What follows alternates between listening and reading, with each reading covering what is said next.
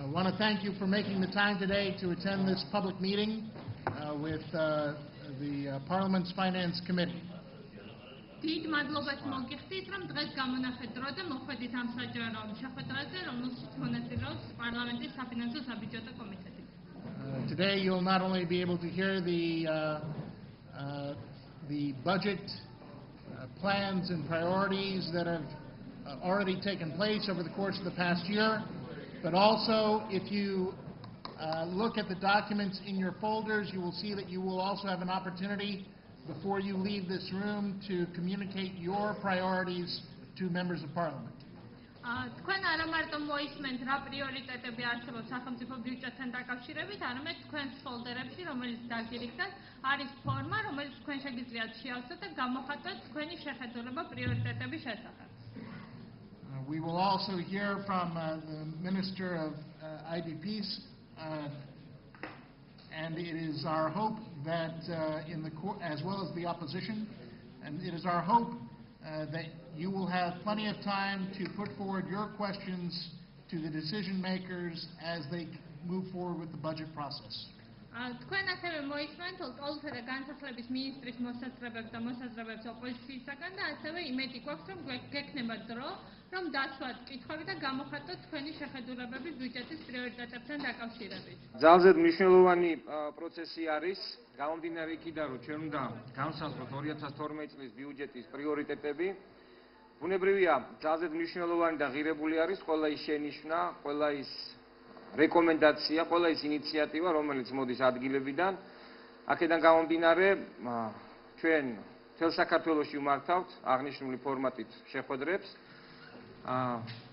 თლიანობაში ეს მუშაობა მოიცავს ორ ეტაპს. პირველ ეტაპს გავდივართ ახლა სწორედ, რომ ჩვენ ვაგროვებთ ამ შენიშვნებს, რეკომენდაციებს და ინიციატივებს და მეორე ეტაპი ჩვენ გვექნება უკვე სექტემბერში, სადაც გაგაცნობთ დეტალურად ყველა იმ საკითხს, რომელსაც დღეს თქვენ დააყენებთ, რამდენად იქნება ასახული 2012 წლის ბიუჯეტში, ყველა იმ არგუმენტს დაუშვათ, რომელი საკითხი რატო არის გაწერილი დროზე შესაბამისად და ყველა ის საკითხი, რომელიც უშუალოდ იქნება ასახული 2012 წლის ბიუჯეტში.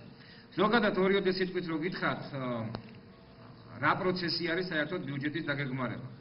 ბუნებრივია, ზოგიერთ ჩაუხედავ ადამიანს ბიუჯეტი გონია რაღაც ფულის ტომარა, რომ დევს სადღაც დიდი ტომარა სავსე ფული და მთავრობა ან გაიღებს მოწყალებას და რაღაცა მიმართულებას დააფინანსებს, ან არ დააფინანსებს. ბუნებრივია, ეს არის მცდარი შეხედულება.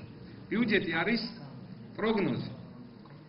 პროგნოზი იმისა, თუ რა შემოსავალი იქნება მომდევნო წელს ქვეყანაში და აქედან გამომდინარე რა ხარჯვითი პროექტები უნდა იქნას დაფინანსებული.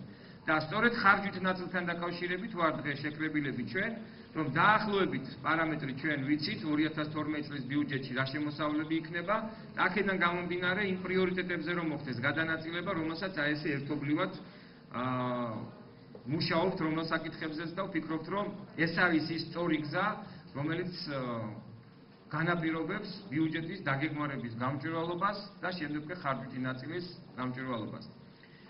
მინდა გითხრათ, რომ მიუხედავად იმისა, რომ პარლამენტში ბიუჯეტი შემოდის 1 ოქტომბერს, ანუ ესე წესი არის, თუ 1 ოქტომბრამდე მთავრობამ არ შემოიტანა საქართველოს პარლამენტში ბიუჯეტი, მაშინ მოქმედი კონსტიტუციის მიხედვით დგება პასუხისმგებლობის საკითხი.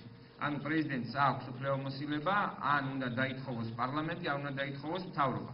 ახალი კონსტიტუციის მიხედვით, რომელიც ჩვენ მივიღეთ და 2012-2013 წლიდან შედის ძალაში, ეს საკითხი უკვე სხვანაირად წესრიგდება, თუ დაუშვათ პარლამენტმა არ დაუმტკიცა მთავრობას ბიუჯეტი, ამ შემთხვევაში დგება ან წინა წლის 1/12 უნდა იყოს ყოველი თვე დაფინანსებული, ან მთავრობამ უნდა შემოიტანოს საკითხი ნდობაზე და თუ მხარს უჭერ მთავრობას, ესე იგი მხარს უჭერ ბიუჯეტსაც. თუ არ უჭერ, ესე იგი მთავრობაც მაშინ უნდა დაითხოვო. ეს უკვე ახალი კონსტიტუციის მიხედვით.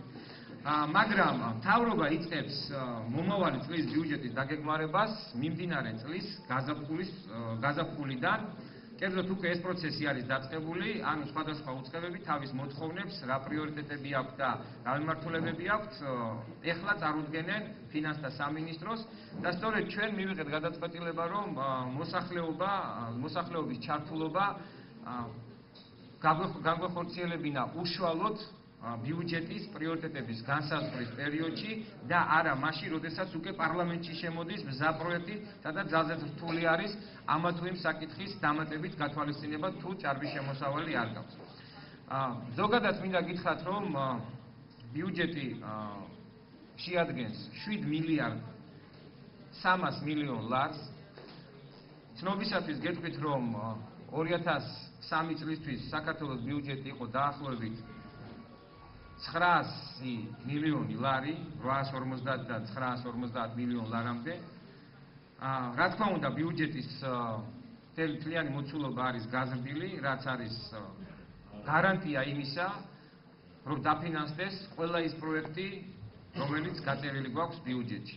რა გვაქვს პრიორიტეტები აღებული ჩვენ და გვაინტერესებს, რა თქმა უნდა, ამასთან დაკავშირებით თქვენი აზრიც. თავარი ამ დღეს აქ ესწრებიან როგორც თვითმმართველობის წარმომადგენლები, ასევე ის ადამიანები, ვინც არიან დაინტერესებულები ბიუჯეტის დაგეგმარებით, არასამთავრობო სექტორი, ოპოზიციური პარტიის წარმომადგენლები და ბუნებრივია ჩვენთვის ძალზედ მნიშვნელოვანია ყველა ის საკითხი, თუნდაც დაუშვათ შეიძლება იყოს მცდარად დაყენებული საკითხი, მაგრამ ამ მცდარ საკითხზეც პასუხი იქნება დღეს გაცემული. რა არის ჩვენი მთავარი პრიორიტეტი? მთავარი პრიორიტეტი ეს არის დასაქმება და დასაქმებულთა რიცხვის გაზრდა საქართველოში. ძალიან კარგად ვიცით, ჩვენ რომ დღეს ევროჯახს ჯერ კიდევ უჭირს, განსაკუთრებით ეს გამოიკვეთა საკვე პროდუქტებზე ფასების ზრდის პერიოდში და ერთადერთი ყველაზე მნიშვნელოვანი, რაც ნებისმიერ მთავრობას, ნებისმიერ პასუხისმგებლობის ზნობის მქონე მთავრობას შეუძლია, რომ შესთავაზოს ყველაზე უფრო მეტი თავის მოქალაქეს, ეს არის დასაქმება, გამომდინარე იქიდან, რომ ბუნებრივია დასაქმებული ადამიანი უფრო სუბუქად გადაიტანს ყველა გამოწვევას, რომელიც მის წინაშე და მისი ოჯახის წინაშე არის, თუნდაც ეს იქნება ფასების ზრდა, იქნება ეს ჯანმრთელობის მდგომარეობის გაუარესებით გამოწვეული პრობლემა თუ სხვა ნებისმიერი საჭიროება. აქედან გამომდინარე, ჩვენი მთავარი ამოცანა ეს არის დასაქმება. რას ვაკეთებთ ამისთვის? მარტო ეს დასაქმებულთა რიცხვის ზრდა და ამისთვის ზრუნვა ეს არ ნიშნავს მხოლოდ რაღაც ლიტონ სიტყვებს, ხო? ეს არის კომპლექსური მიმართულებები ყველა იმ საკითხისა, რომელიც მთლიანობაში ქმნის სამუშაო ადგილს საქართველოში. რა თქმა უნდა, ძალზედ მნიშვნელოვანი მიმართულება ეს არის ინფრასტრუქტურული მიმართულება და ყველაზე დიდი პესიმისტი და ყველაზე დიდი მოწინააღმდეგეც კი აღიარებს იმას, რომ დღეს საქართველოში ინფრასტრუქტურული მიმართულება ვითარდება და ვითარდება ძალზედ სერიოზულად. აქ არ არის საუბარი მხოლოდ გზებზე, მე მივესალმებ იმას, რომ უკვე დაიწყებას მიეცა ის წამოძახილები დაუშვათ პირველ წლებში, როდესაც ჩვენ დავიწყეთ გზების რეაბილიტაცია, რა ასფალტი უნდა ვჭამო? იყო ესეთი საკითხი. ასფალტი არ უნდა ვჭამოთ. ასფალტმა უნდა გვაჭამოს. გამომდინარე იქიდან, რომ მე ყველა შეხვედრაზე ამას ვიმეორებ და კიდევ ერთხელ ხაზს გავუსვამ.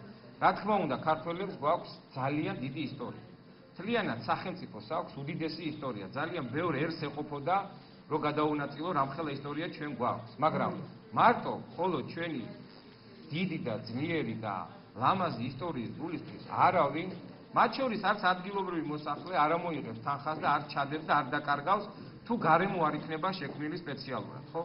თუ არ მოუწესრიგე და არ მოაწესრიგე ინფრასტრუქტურა და არა მხოლოდ გზა, აქ არის საუბარი წყლის სისტემებზე, აქ არის საუბარი მთელ რიგ სხვა საკითხებზე, რომელიც მთლიანობაში აი ამ ცნებაში მოიაზრება. აქედან გამომდინარე, ეს არის ძალზედ მნიშვნელოვანი მიმართულება და ვფიქრობთ, რომ როდესაც ბიუჯეტიდან ჩვენ ხარჯავთ თანხებს, ამ მიმართულებით ეს არის სწორად არჩეული პრიორიტეტი, იმ მთავარი პრიორიტეტიდან გამომდინარე, რასაც ქვია დასაქმებისთვის ხელშეწყობა. მეორე მიმართულება ენერგეტიკული საკითხები. შეიძლება ამ თემაზე ძალზედ ბევრი ვიდაოთ, მაგრამ ფაქტი არის ფაქტად რჩება, რომ როდესაც 2000 არა მხოლოდ 2003, 2004 წელს, როდესაც ჩვენ ვიყავით ხელისუფლებაში, საქართველოს დეფიციტი ელექტროენერგიის მიხედვით შეადგენდა 1,3 მილიარდ კილოვატ-საათს. დღეს 1,3 მილიარდი კილოვატ-საათი გადის ექსპორტზე. ანუ რამ გამოიწვია ეს?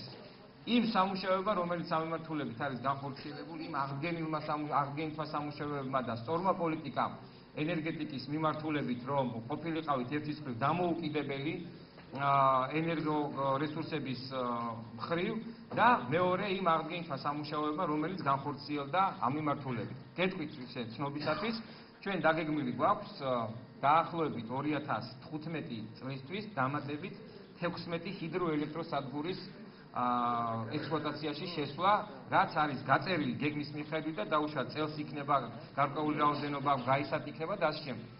მაგრამ ეს არ არის ყველაფერი, ჩვენ მე ძალზედ კარგად მესმის, აქ არიან წარმომადგენლები, ვინც სოფლად ცხოვრობენ. იყო არჩევანი თავიდან, როდესაც ჩვენ დავიწყეთ ბრიცხველებზე, კომუნალურ ბრიცხველებზე, როდესაც იყო საუბარი და ძალზედ დიდი შემოტევა იყო ჩვენი მიმართულებით, მაგრამ ეს იყო აუცილებლად გადასადგმელი ნაბიჯი. გამომდინარე იქიდან, რომ წინააღმდეგ შემთხვევაში ვერანაირ 24 საათიან ელექტროენერგიაზე საუბარი ვერ იქნებოდა. რა თქმა უნდა, მე მინდა მთელი ჩვენი გუნდის სახელით ყველა იმ ადამიანს, ვინც გაუძლო აი ამ სისტემას, დიდი მადლობა გადაუხადოთ ამ გამძლეობისთვის, გამომდინარე იქიდან, რომ სხვა გზა უბრალოდ არ არსებობს.